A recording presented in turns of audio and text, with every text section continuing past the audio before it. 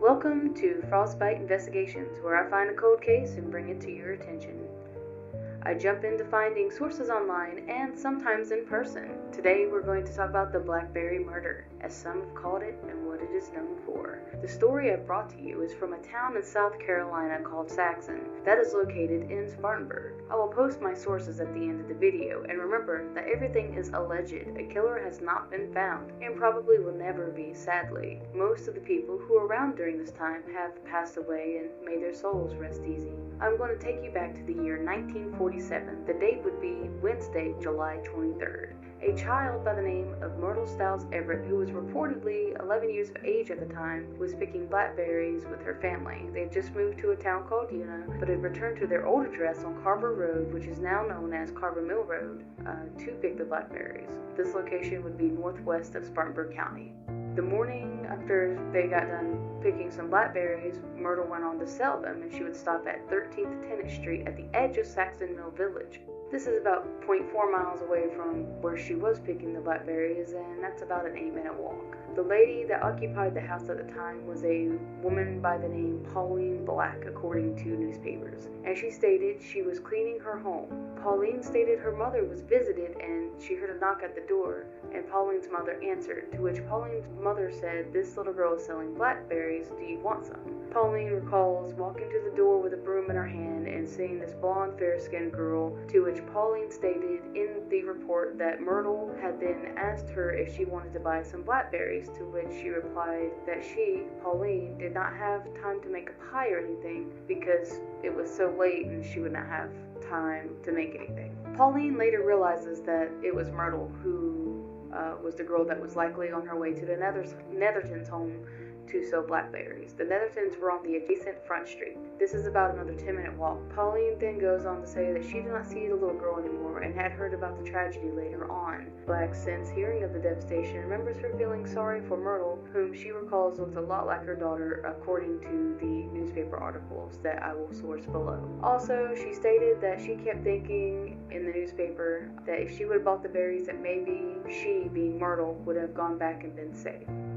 Mistress Netherton reported to the officers she bought several gallons of berries from Myrtle sometime around noon and 12:15. So from Tennant Street to Front Street, it's a 10-minute walk. So, what happened? Did she sell all the blackberries to her? That's not stated or anything.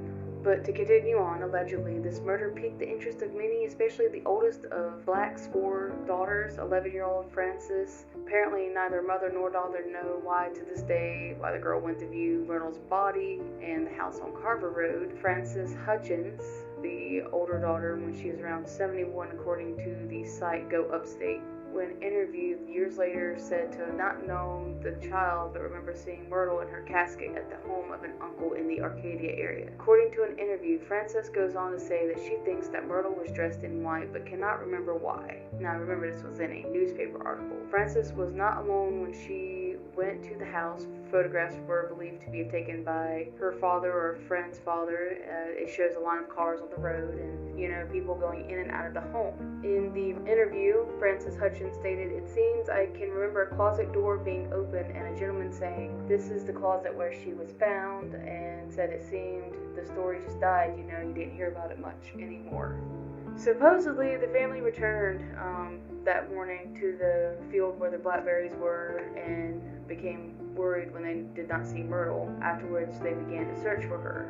According to reports, they walked to the abandoned house, and that is where they saw a blackberry bucket on the porch. Allegedly, the mother of Myrtle had spoken to the officers about hearing a noise, possibly somewhat of a groan coming from the closet, and that is what drew her attention to the closet. According to reports, she opened up the closet door and found her daughter unconscious and crumpled on the floor, and her underclothes or undergarments were piled beside her. Another report states that the parents of Myrtle said they carried the girl to the porch to try and revive her with CPR, but they failed, and that Myrtle was rushed to the hospital, and this is when the initial search for this killer began.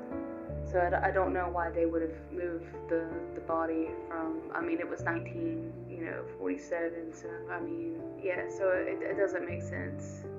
Try to put that together as to why they would have moved body. Would they have moved bodies back then? Would they have known not to? I mean, I'm pretty sure they would know not. But to continue on, allegedly Brockman told reporters that the child had scratches on her neck and chest and had a bruise and discoloration on her forehead. This injury extended from her left jaw across the ear and back to the back of the ear. This was believed to be her cause of death. Her body apparently showed no bruise consistent with sexual assault, which at the time gave the officers a theory that she was raped before being knocked in the head. The undergarments she had on appeared not to be torn, and according to other reports, there were no signs of a struggle in this empty house. It says abandoned house, and it says vacant house in some of these reports, so I'm going to assume that it was empty.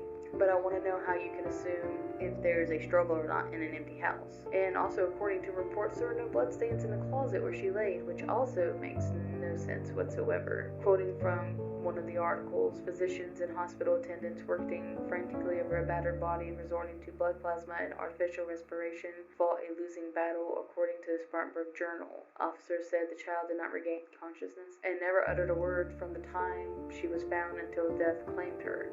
Allegedly, Sheriff Brockman put the time of this crime between 12:15 and 1:15 p.m. that day. Officers apparently stated that the child died of a skull fracture. Allegedly, Sheriff Brockman could never clear this case in the city. In his time of service, report that states that child Myrtle never regained consciousness from the time her body was found to the time she passed away.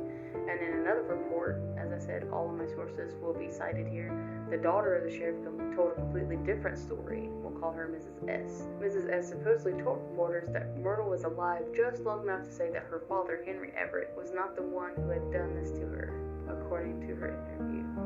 This interview allegedly upset the father of the sheriff. He was greatly saddened and allegedly stated that he could not arrest an innocent man. The public, according to other reports, on the other hand, wanted to point all the blame on the father. In the following reports afterwards, there's no evidence leading to the father, and so there was no arrest. Also, with another news report, the legislative delegation instantly authorized Brockman to offer a $500 reward for finding the killer, which is a lot of money. Along in these reports, a coroner by the name of Cash did impanel a jury that viewed the child's body at a mortuary, but for reasons unknown, postponed pending future developments. The story flooded headlines. They had a huge reward for the slayer, because if you think about $500 is pretty alright today, it's pretty good today. You think about it being in the 1940s, right? Bloodhounds were brought in, and they found a trail near a cornfield, and there were statements that showed that the sheriffs dismissed this. And they allegedly went to another house 2 times, but doesn't say where the house was or who was in it, but allegedly they told Henry that it was not the guy that lived in this house, but it kept going back to them, which is kind of suspicious. It is unknown why. Some speculate that he had an alibi, but what kind of alibi did he have? Who was this person? Where did he live? I'm sure all of those things were in the reports, so I'll get to that momentarily about where those reports are. Many of the surrounding counties that are in the area were looking for a potential suspect. Even with the amount of people and force that they had, they didn't find any leads. The only clues they had were an empty bucket that held blackberries, a brown paper lunch bag that had some crust of the bread left, and a blackberry stem, and Myrtle's undergarments. Brockman allegedly called the crime one of the most atrocious crimes in the history of the county. We do have to remember that this was just 2 years after World War II. The Great Depression ended in 1941 initially, but times were still tough. Within days, local residents and newspapers were even a local branch of the NAACP had chipped in to increase the reward fund to $925, and this still did not help. Now, you need to take in mind that is a big thing, because segregation had not ended in this area. The civil rights movement had not happened, and it wouldn't be until 1963, so you can see how shook, this entire neighborhood was, and it was felt amongst everyone. It does state in some reports that Myrtle's funeral was scheduled for a Friday afternoon at the Tuckapow Church of God, and a burial in Tuckapow Cemetery, which I do believe now is known as StarTech Cemetery. Some reports it states, as Brockman had said 60 years ago, Everett dismissed the rumors at the time that the child's father could have killed her, but apparently she was unconscious the entire time, so I guess we'll never get down to which stories are true. Allegedly, Brockman said later a hobo on the nearby railroad tracks likely committed this crime. Myrtle did have some siblings. One was serving in the United States Navy at the time, and there is a cousin who only remembers tidbits about the killing himself, and he remembers the community accusing Myrtle's father of the crime, according to this newspaper report. Most of Myrtle's family remained in Spartanburg, South Carolina area, though her parents moved to Poplar Springs. There's a census for this time period that also shows this to be true. They moved there shortly after her death, apparently, and in 1971, Henry Everett died in a car wreck at the age of 69. Her mother died in 1986 at 79. But I will go on to say what happened to those police reports. Allegedly, there is a fire. I believe it was a few years after this case had started. The fire consumed a lot of history and a lot of report. I went to the library in Spartanburg to try and find, a lot of on this case, and I just couldn't. And then a librarian stated that, hey, there was a fire at some point in history, and it could have been, the reason I can't find things could have been, that's where, the reports would be up in smoke, basically. So that is the reason that I'm going to give. Usually they're just gone. I have put below some of the sources that I've gathered this information from. I've also put below a site you can go to see some of the documentation that I found, and you can make your own assumptions of what happened. If anyone does know what had occurred or had an open confession to this case or have some evidence, please report it to the Spartanburg County Police Department, respectfully, of course. And that's all I have for today. If you enjoyed the channel, please hit that like and subscribe button. And if you want to hear more about this story and some assumptions, just comment down below. If you have any stories, comment down below. Anything that you have heard from this era that may have came from your grandparents, I'd love to hear it. I'll catch you guys on the next episode of Frostbite Investigations.